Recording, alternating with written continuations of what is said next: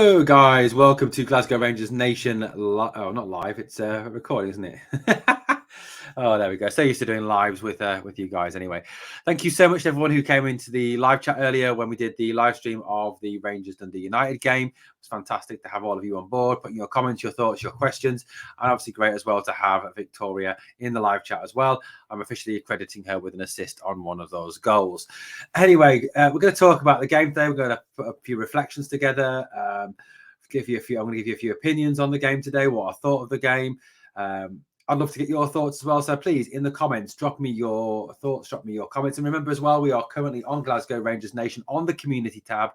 On the channel, we are running a man of the match poll between Cantwell and Tillman. So go over there and vote. If you don't, it doesn't come up naturally on your feed, just go onto the channel, click on community tab, and then obviously make your choice as to who you thought man of the match was today. And if you've got any other suggestions other than Cantwell or Tillman, please feel free to drop them in the comments at the bottom.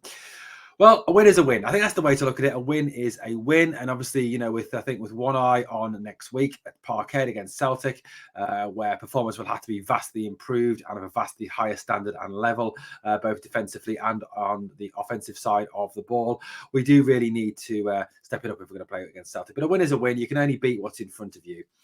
I think the first thing you've got to conclude from that game today is the fact that Dundee United are absolutely terrible. They are an absolutely awful team. I mean, if I was a Dundee United fan, I would be deeply depressed at that. I mean, even when they were 1-0 down, 2-0 down to a lesser extent, they don't even try. They don't even come out and try and play. I don't understand it. They were awful. They were absolute embarrassments. They were just pathetic. I honestly think you could go down the main street in Glasgow, or any street in Glasgow, get 11 blokes off the street and give Rangers a better game than Dundee United gave them today. I'd be embarrassed if I was a Dundee fan at that. They were just appalling. They were absolutely appalling. I mean, time wasting at 1-0 down. What's the point?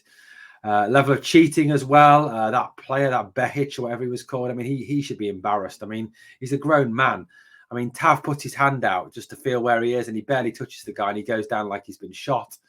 They're embarrassing. I mean, I'm not being funny. I mean, Kashmir, when we talked to Kashmir during the week, Kashmir's a nice guy, don't get me wrong. But Kashmir, your team are embarrassing, mate. They are an absolute embarrassment in the way they play and the way they conduct themselves. They don't deserve to be in the Premier League playing like that. They don't deserve to be in the Scottish Premiership playing like that. They really don't. They were absolutely awful. So yeah, a win is a win. It was going to be always going to be a tough game. We knew that Dundee United would come. They'd sit in. They'd put low block on, and we'd have to break them down. And you looked at the way they play. You looked at the way they played throughout the entire game, bar about 15, 20 minutes from about 70 minutes onwards.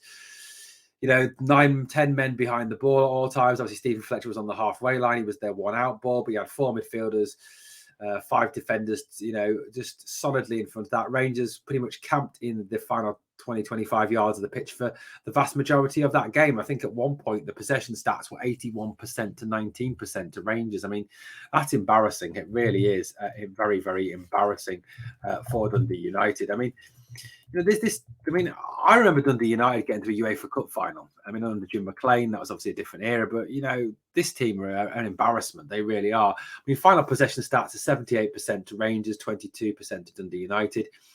In the game itself, Rangers had 28 shots to Dundee's 9. So of that, Rangers had 7 on target to Dundee's 4. Passes, 804 passes by Rangers to 235 by Dundee. Pass accuracy for Rangers was 91%. Pass accuracy for Dundee United was 63%. Pretty poor indeed. Yellow cards, 1 apiece, although I thought the referee was fairly pish today.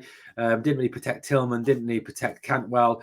It did seem that Dundee United were allowed to foul them as they saw fit and as they wish, which is just not right to me. But let's obviously start at the start, and let's obviously look at the Rangers team. Rangers named a pretty strong team. I think that's probably somewhere close to the team we're going to see at Parkhead next week. I think bar perhaps Nicola Raskin, if fit, will come back into the team. McGregor back for Tav, Tavernier, Goldson, Davis, and Barisic.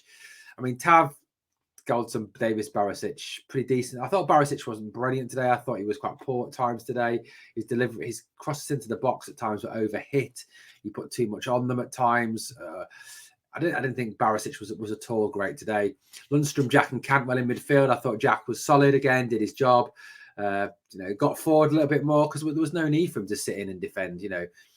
Cantwell obviously was fantastic. I thought his passing was brilliant.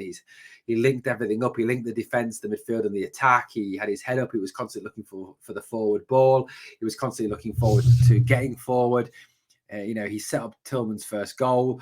I thought he was absolutely fantastic today. I really do. The one thing I would question, and look, Michael Beale's done a great job. I'm not going to criticise Michael Beale for that. He has done a great job. 20 games in charge of Rangers, 18 victories, 1 draw, 1 defeat. And obviously, we all know what the defeat was. But the one thing I'm going to pick out today is the fact that do you really need Lundstrom and Jack against Dundee United? When you're playing those lesser teams, when you're playing your Dundee Uniteds of this world, your Ross Counties of this world, any team actually below Rangers at this moment in time, do you really need 2 defensively minded midfielders, or is it better to perhaps have a little bit more attacking intent in there? Is it better to go with Cantwell and Tillman, and then obviously put Fashion in the team? Is that a slightly better option? Than actually playing Jack and Lundstrom? Do we really need both of those players in there? People have said on Twitter, well, Goldson keeps bombing on, but I don't think Goldson would bomb on as much if he didn't have those 2 defenders. And the fact, obviously, throughout most of the game, John Lundstrom was dropping into that back 2 and making a 3.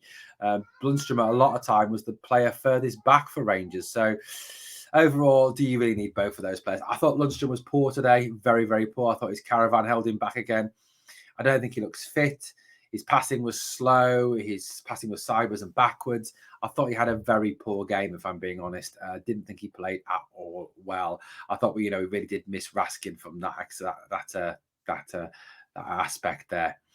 Tillman, Kent, and Morelos made up the strike, the forward 3. Tillman, I thought, was exceptional today. Did really, really well at times. Look rusty at times as well. But we've got to remember the guy is coming back from injury, and to do what he's done, to get those goals today, 2 goals today, and perform as he did, I thought was first class. Yes, he had some dodgy moments. Yes, he had some moments where, he could have done a little bit better with it. And his first touch let him down. But I think, we forget that he is on his way back from an injury. He is obviously coming back, and it takes a bit of time to get that game time back in your legs, doesn't it? And today he's gone out there and he's done a very, very good job, I think, for Rangers. He really has performed well. He's got the 2 goals that and he's helped Rangers to win the game. He takes to 10 goals in 23 games for Rangers. Pretty decent return for Malik Tillman.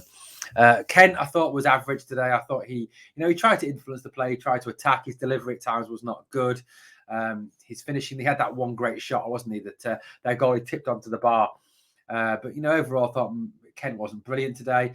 I thought Morelos did very well. Could have had a goal on another day. I thought he looked a lot better than Cholak does. If it came down to a choice between playing Morelos up front and playing Cholak up front next week, I think we go with Morelos. I think he's a better striker, a better finisher. I think he's more of a presence. I think he causes more of a problem. I know Cholak only got like 6 to 10 minutes at the end of the game, but that header that he missed was poor.